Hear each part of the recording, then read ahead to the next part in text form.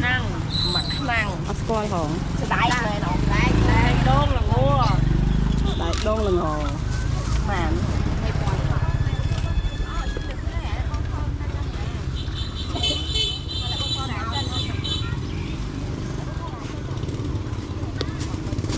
được mà ngay cả cái cây kia ngay nhở này ấy cái ở chụp tầm ចាសួស្តីបងប្អូនទាំងគ្នាជួបគ្នាម្ដងទៀតនៅ trip របស់នេះខ្ញុំទៅកាន់ខេត្តកោះកុងចឹងកាលមុនគឺខ្ញុំបានផុសម្ដងហើយទៅលើការរៀបចំតើត្រូវរៀបចំអីគេខ្លះដើម្បីមកដល់ខេត្តកោះកុងចឹងឥឡូវពួកខ្ញុំបានមកដល់ខេត្តកោះកុងហើយចឹងថ្ងៃទី2គឺខ្ញុំចាប់ផ្ដើមចូលការដើរកម្សាន្តទៅក្នុងផ្សារសហគមន៍នៅឯខេត្តកោះកុងវិញម្ដងចឹងកន្លែងដែលពួកខ្ញុំមកនេះគឺគេហៅថាភូមិកោះស្ដាច់ចឹងនៅកន្លែងហ្នឹងគឺដូចជាផ្សារសហគមន៍ចឹងគឺគេមានជាផ្សារតូចមួយដែលគេមានលក់របស់របរញ៉ាំក៏ដូចជារបស់របរអនុស្សាវរីយ៍ច្រើនមែនតើអញ្ចឹងចង់ដឹងថាតើមានអីខ្លះសូមចេញតាមដានទស្សនាទាំងអស់គ្នាជាមួយនឹងខ្ញុំ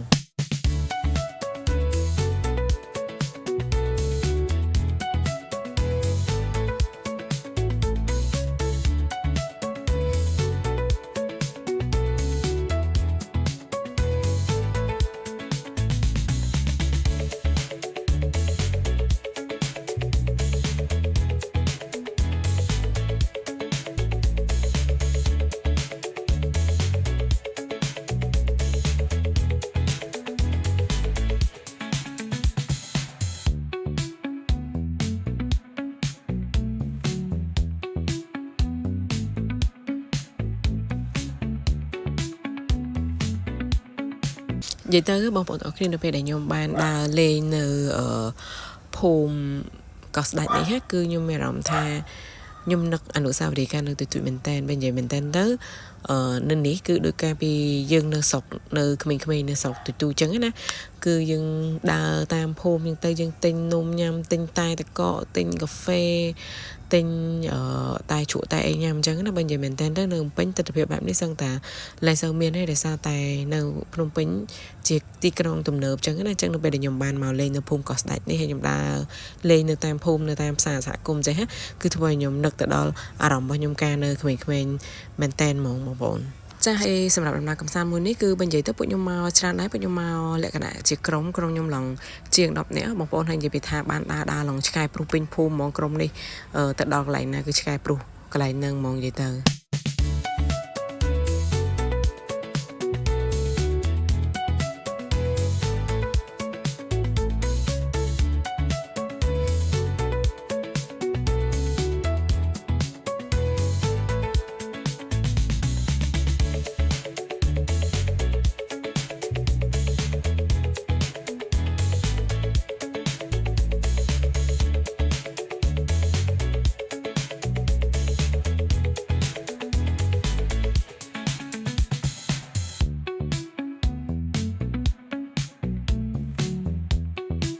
ចាបងប្អូនចឹងបងប្អូនឃើញពួកខ្ញុំដើរនេះមានដើរសំដៅទៅណាបងប្អូនគឺដើរសំដៅទៅរកន្លែងញ៉ាំអីអញ្ចឹងយើងដើរកាត់មានតូបកាហ្វេមានតូបនំមានតូបអីផ្សេងៗជាច្រើនអញ្ចឹងឥឡូវយើងបានដើរតម្រង់នេះគឺតម្រង់ចូលទៅក្នុងផ្សារដែលសិតតែមានអ៊ំហើយនឹងអ៊ីដែលគាត់មានលក់ទាំងនំទាំងបាយទាំងម្ហូបនិងអាហារផ្សេងៗច្រើនមែនតើបងប្អូនអរគ្នានេះគឺជាប្រភេទនំខ្មែរយើងសិតដូចជាពពួកនំពងទានំអីចឹងណាបងប្អូន Ascol hồng đạiเลยเนาะđạiโดงละงัว đại đôn là ngò แม่น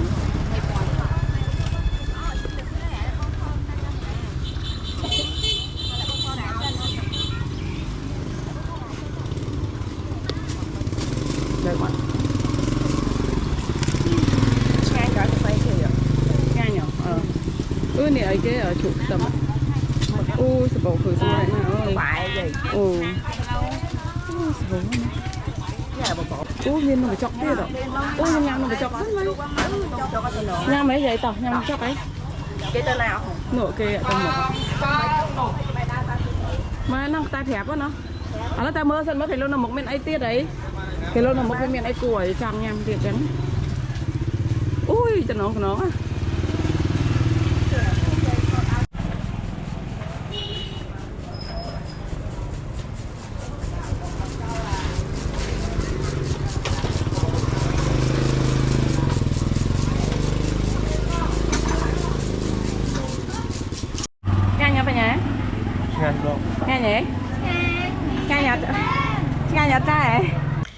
ចាចឹងដោយសារតែព្រឹកនេះគឺខ្ញុំអត់សូវមានពេលច្រើននៅក្នុងការដើរទស្សនានៅក្នុងភូមិកោះស្ដេចនេះចឹងណាបងប្អូនដោយសារខ្ញុំមានពេលខ្លីសម្រាប់គ្រាន់តែដើរមកញ៉ាំអាហារពេលព្រឹកនៅភូមិកោះស្ដេចហើយខ្ញុំត្រូវបន្តដំណើរទៅពី3កន្លែងទៀតអញ្ចឹងសម្រាប់វីដេអូរបស់នេះខ្ញុំក្នុងការធ្វើដំណើរកំសាន្តមកកាន់ភូមិឬក៏សហគមន៍នៅកន្លែងភូមិកោះស្ដេចនេះគឺមានតែប៉ុណ្្នឹងទេចាសសូមអរគុណទៅដល់បងប្អូនទាំងអស់គ្នាដែលបានតាមដានទស្សនាវីដេអូរបស់នេះខ្ញុំតាំងពីដើមរហូតដល់ចប់បើសិនជាបងប្អូនទាំងអស់គ្នាជួយចិត្តទស្សនាវីដេអូរបស់នេះខ្ញុំសូមកុំភ្លេច Subscribe YouTube Channel ដែលមានឈ្មោះថារតនា Inspire Travel សូមអរគុណសូមជម្រាបលា